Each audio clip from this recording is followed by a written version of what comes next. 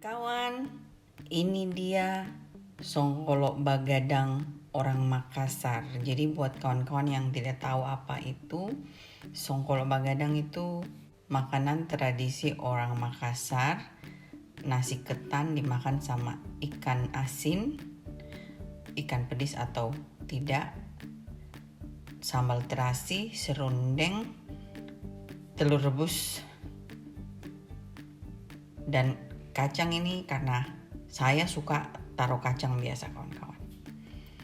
Ya, selamat mencoba kawan-kawan. Halo semua, kembali lagi dengan saya Nona Merauke. Nah kawan-kawan, hari ini sudah malam, jadi minta maaf ini baru mau bikin pembukaan karena seharian kita jalan sama teman dan anak yang lagi bermalam di rumah. Jadi menyenangkan sekali gitu kawan-kawan. Nanti lihat videonya saya bikin kegiatan kami ya. Malam ini sesuai judul kawan-kawan, mau kasih tunjuk kalian caranya bikin songkolok begadang. Jadi songkolok begadang itu makanan khas orang Makassar. Jadi biasanya kalau di Makassar dapat songkolok begadang itu cuma malam hari, dan kita belinya itu kayak di pinggir-pinggir jalan gitu.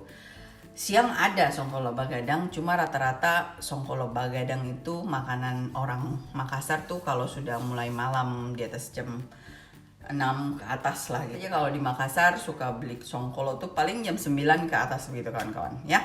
Nah sekarang saya sengaja memang tunggu sudah agak malam, sekalian sesuai judul songkolok begadang. Jadi kawan-kawan, songkolok begadang ini kita masaknya ketan, bisa pakai ketan putih dan ketan hitam, campur ketan putih. Jadi bahan ketan ini dari video sama dengan kayak saya bikin lemper atau kue talam. Jadi saya kasih tunjuk habis ini sedikit videonya, dan untuk fullnya kalian boleh lihat videonya ya. Mari kita langsung lihat cara bikin ketannya sebentar. Mari sekarang kita masak ketannya. Jadi di sini saya pakai ketan yang kayak begini, sekilo teman-teman. Sekedar buat info teman-teman, beras ketan di Holland itu amat sangat baik ya.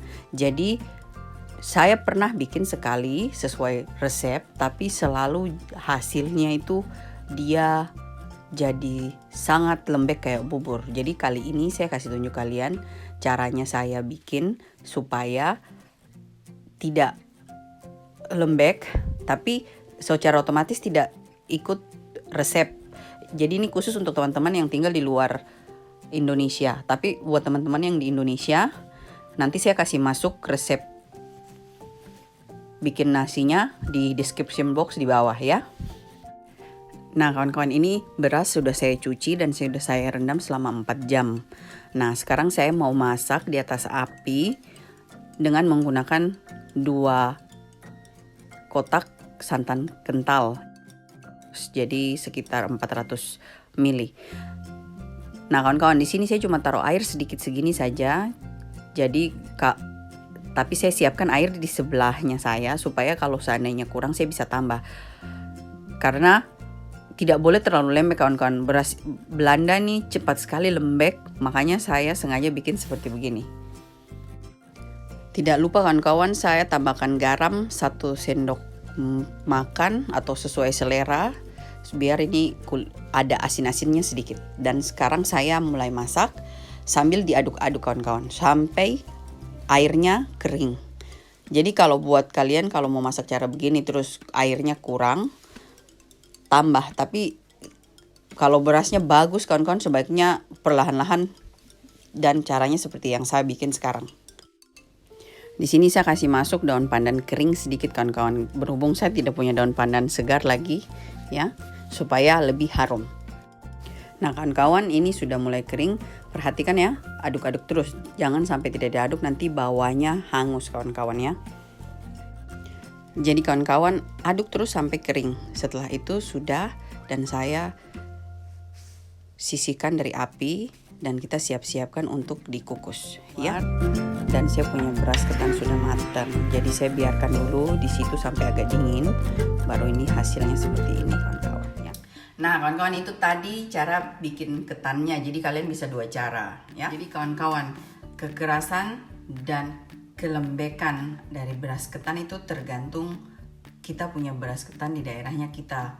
Walaupun saya tulis di bawah resep kawan-kawan, tapi kalau kalian punya beras ketan yang agak versinya yang agak lain, kadang-kadang juga bisa keras, jadi kalian bisa tambah sendiri air atau bagaimana. Tapi buat saya, buat kami di Holland, beras itu juga ada banyak macam, banyak merek, yang dari Thailand, yang dari Cina dan lain-lain. Tapi rata-rata tiap tempat daerah beras itu strukturnya berbeda-beda. Jadi makanya kadang-kadang itu buat saya juga sulit, susah-susah gampang kawan-kawan bikin beras ketan ya. Nah, dan buat kalian tahu, kalau saya makan songkolo tuh saya paling suka cari songkolo bagadang yang beras ketan hitam campur dengan ketan putih. Jadi kalau kalian mau lihat cara bikinnya yang itu, resep ketan hitam campur ketan putih, lihat di cara bikin ketan kue talam ya. Nah, dan kawan-kawan, isi daripada songkolo itu juga ada serundeng. Jadi serundeng itu seperti ini, saya taruh di sini fotonya, dan videonya nanti linknya saya taruh di description box di bawah ini. Jadi kalian boleh lihat di situ ya. Selain itu juga ada sambal terasi dan ikan teri pedis yang saya bikin videonya kemarin. Nah, tapi sekarang mari kita lihat, saya kasih masuk sedikit saja hasil dari saya punya masak ikan teri detik-detik terakhirnya. Jadi kalau yang mau lihat bahan dan sebagainya, lihat di video ikan teri ya. Mari kita lihat.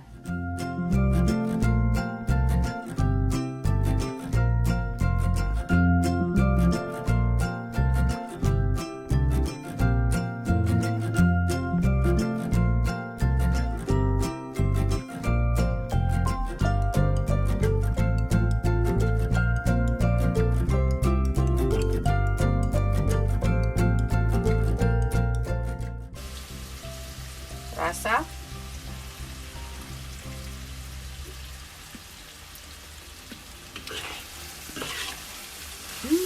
ano kawan-kawan,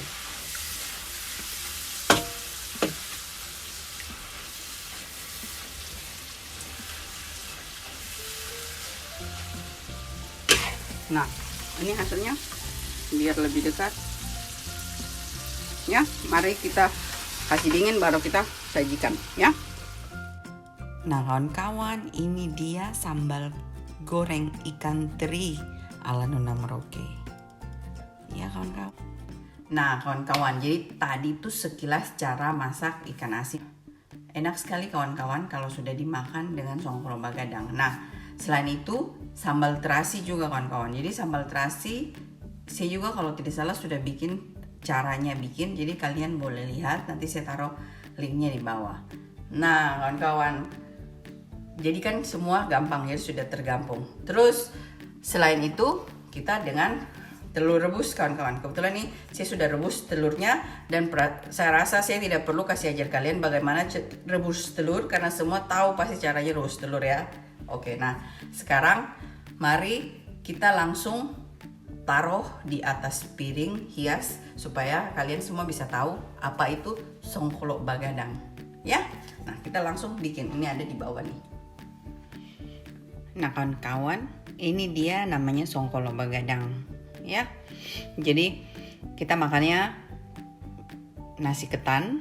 Jadi kalau nasi ketan hitam campur putih juga boleh, seperti yang kita bikin untuk kue talam.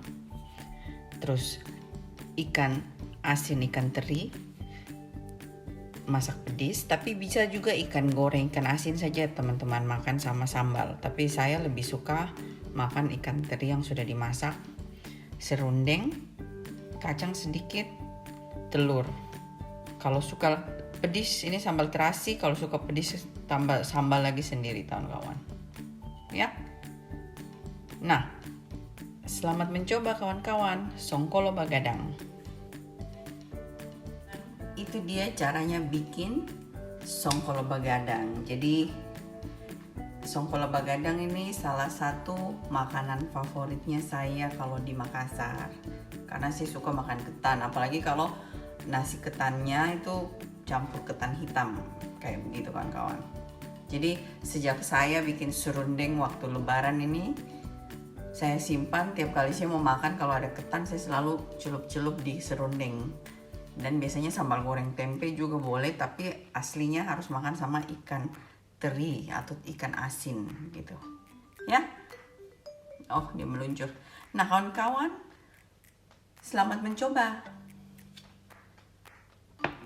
Nah kawan-kawan, berhubung ini sudah tengah malam, jam 12 malam, sesuai judul Songkolok Bagadang. Jadi sekarang saya mau makan sama temannya saya yang lagi bermalam di sini. Kita mau coba sama-sama kayak gitu.